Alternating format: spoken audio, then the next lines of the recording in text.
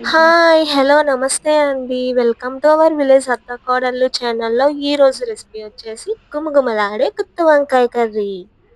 Okay. Let's go. ఎలా prepare చేసుకోవాలో చూసేద్దామా మరి? ఏంటివిడ స్టఫింగ్ చేసిన వంకాయల్ని చూపిస్తుందని అనుకుంటున్నారా? ఏమీ లేదండి. స్టఫింగ్‌కి ఏమేమి ఇంగ్రీడియెంట్స్ కావాలో మేము వీడియో తీయలేదండి. సో, ఆ స్టఫింగ్ కావాల్సిన ఇంగ్రీడియెంట్స్ ఏంటో చూసేద్దామా మరి? 3 ఉల్లిపాయలు, 2 పచ్చిమిర్చి, చిన్న అల్లం ముక్క, 4 వెల్లుల్లి రేఖలు, కొంచెం పసుపు, కొంచెం సాల్ట్, తగినంత కారం, కొంచెం గరం మసాలా, కొంచెం కొత్తిమీర ఇవన్నీ వేసుకొని బాగా మెత్తగా గ్రైండ్ చేసుకోవాలండి మరి.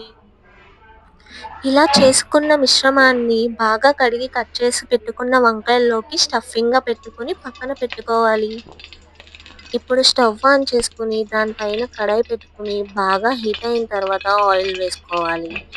ఆయిల్ బాగా హీట్ అయిన తర్వాత మనం స్టఫింగ్ పెట్టుకున్న వంకాయలు ఉన్నాయి కదండీ!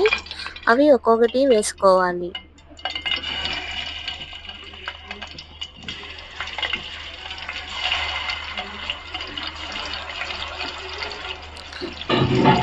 చాలామంది వంకాయ అంటే ఇష్టపడరండి. వంకాయ తింటే చాలా మంచిదండి. చాలా బెనిఫిట్స్ ఉన్నాయి వంకాయల్లో. ఎవరైతే వంకాయ ఇష్టపడలేని వారుంటారో వాళ్ళకిలా చేసి పెట్టండి చాలా తింటారు.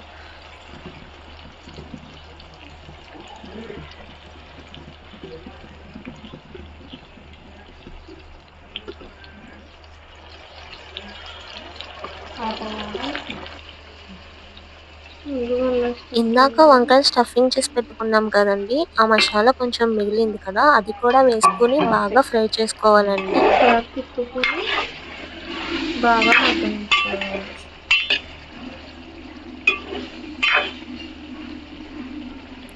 ఇప్పుడు కొంచెం సేపు మూత పెట్టుకొని బాగా ఫ్రై చేసుకోవాలండి.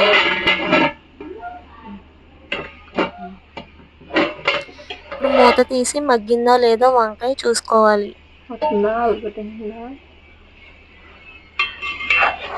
ఒకసారి గరిటె పెట్టుకొని వంకాయలు విడిపోకుండా బాగా కలుపుకోవాలండి.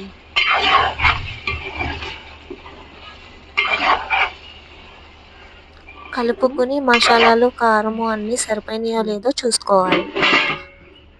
చూసుకొని మళ్ళీ ఒకసారి మూత పెట్టుకొని ఉంచుకోవాలి.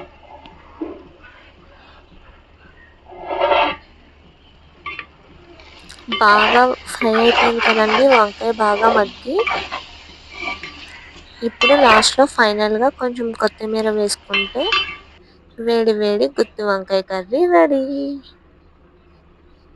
ఇది రైస్‌లోకైనా, చపాతీలోకైనా చాలా బాగుంటుందండి. మీరు కూడా ఒకసారి ట్రై చేసి చూడండి. నచ్చితే గనక do support, like, share and subscribe. Thank you అండి.